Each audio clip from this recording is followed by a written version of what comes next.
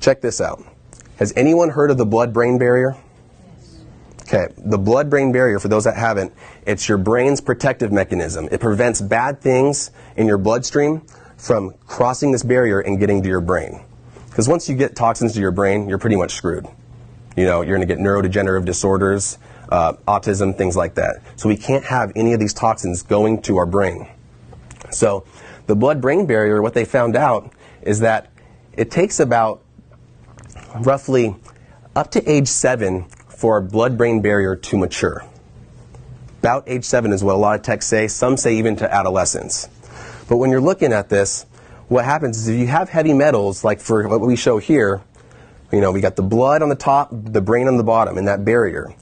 Aluminum, lead, and mercury, you know, these actually can bind to amino acids and come through that immature blood-brain barrier. So it's very important then, you know, because the younger you are, the more permeable it is, meaning the more easily things can go across it. So if we know that the blood-brain barrier doesn't form till age 7, and some texts say adolescence, then it's common sense that you would do two things. You would limit your toxins and your heavy metals in your body, especially when you're younger, as much as possible, as well as you would want to keep your glutathione levels as high as possible. Because again, remember, even if you do have heavy metals in your bloodstream, that glutathione can bind to them and prevent them from actually going across the blood-brain barrier. With me on that so far? Okay. This is our vaccine schedule. Now, remember, your blood-brain barrier is not formed until you're 7 years old. So how many vaccines do we consume before 7 years old? Well, before age 6, we're consuming 49 doses. Now, let's just look at the vaccines we're taking at those ages, and I'll zoom in there.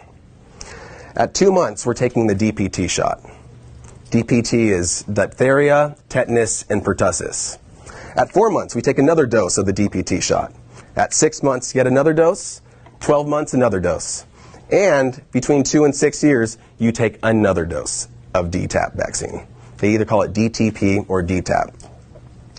But those couldn't possibly have heavy metals in there, right? Because our blood-brain barrier is not formed. Well, if you actually just go to the Center of Disease Control very own website, you will find exactly what's in this vaccine. And I did that, and I took a snapshot right here.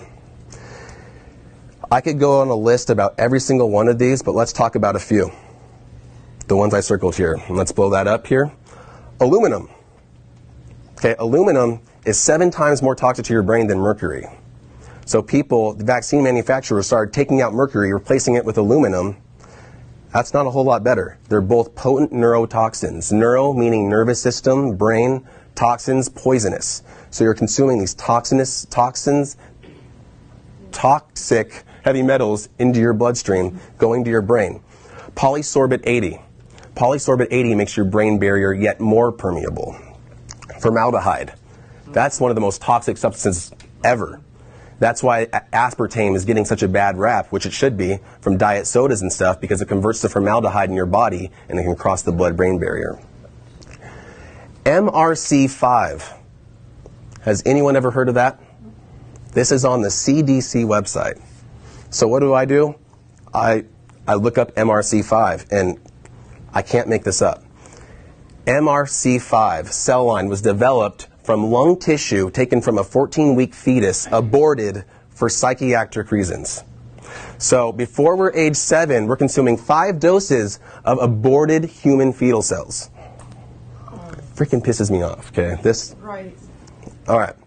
So before we're age 7, we're taking 5 doses of this toxic heavy metal human fetal cell crap under our immature blood-brain barrier. Now, here's the kicker. What do doctors give little kids before they give them vaccines? Candy. They give them freaking Tylenol. Tylenol reduces your glutathione levels in your body. So, but you know why they do it? Because you might get a fever, you know, from the vaccines. You might feel a little sick. So we're just going to give you a little Tylenol before we do that so you can feel better. It's a freaking joke. And this is evidence-based. This is a freaking joke. And you wonder why we're so sick. This is crazy. And all autistic kids had low levels of glutathione. So if we know that, how in God's green earth can they give Tylenol before they give vaccines that actually deplete your glutathione levels, your only defense mechanism against these toxic heavy metals from reaching your brain? I mean, you can't make this stuff up. And so we look at this. The blue line's autism. The red line is vaccines. You increase the vaccines, you see a pretty high correlation with increased cases of autism. Now, side effects. Everyone knows what a side effect is, right? You know, they're known adverse reactions that can happen from a therapy. For example, a blood pressure lowering drug can cause dizziness, can cause headaches from less oxygen going to the brain. Just a known side effect. A side effect of statins is muscle pain, just a known side effect. Did you know that vaccines actually have a package insert with side effects on there? Did anyone know that? Has anyone ever read that? No, because the doctors just give it. Well, here it is. Yeah, here it is. CDC website, cdc.gov. So we look at this, and this is from the DTaP vaccine as well. Let me blow it up. Anaphylactic reaction, autism and SIDS. This is directly from their research. Now, you're seeing autism. They don't just put autism there. It's actually proved to actually happen, so they have to list it as a side effect. And this is in the vaccine insert, but no one talks about it. SIDS. I actually have a cousin that died from SIDS. And of course, the mom's a pediatrician. They blame everything but the vaccine. But tell me one other thing that kid is doing with a side effect that actually says SIDS on it. Nothing. In fact, they're taking, sleeping position classes. It's like, dude, do you think the babies in the hunter-gatherer population had to take sleeping position classes? I mean, it's a freaking joke. You can't sleep on your stomach? I mean, come on now. This is crazy. So it literally says SIDS on there. Now, they actually did a study in the Journal of Human and Experimental Toxicology. The more vaccines given, the greater amount of SIDS. It's crazy. You know what SIDS is? Sudden infant death syndrome. When babies go to sleep, they never wake up. So I just like this little quote here. If you mixed mercury, aluminum phosphate, aluminum sulfate, and formaldehyde with viruses, then got a syringe and injected it into your child, you would be arrested and sent to jail for child endangerment and abuse. Then why is it legal for a doctor to do it? And why the hell would you let them? It's crazy. You got to educate yourselves. Now, here's the thing. We've all heard this excuse. Oh, I was fully vaccinated and I'm fine, right? And personally, I was fully vaccinated and I am fine. But not every single kid out there has enough glutathione levels, and not a lot of them out there are so lucky. I happen to have enough glutathione in my body to protect myself from those heavy metals getting into my brain. Some kids aren't so lucky. And so when you're looking at the autism just prevalence right now, does anyone know what this growth is called? It's called exponential growth. Now, it starts off in 1975 when it was 1 in 5,000.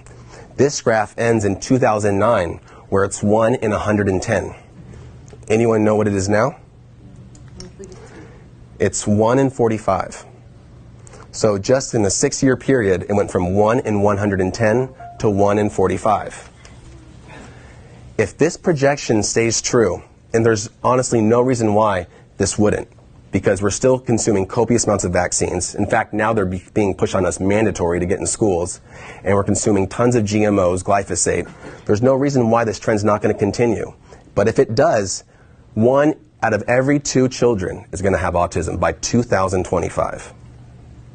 I mean, in 2009, they thought it couldn't possibly get any worse. But now it's 1 in 45 instead of 1 in 110. Has anyone seen a child with autism? It is absolutely devastating. But it's not just vaccines, because it definitely is one of the huge contributors. But you also got to look at glyphosate and GMOs. This shows the prevalence of autism here, and that red line is the amount of glyphosate added to our food. So you see a pretty strong correlation there as well.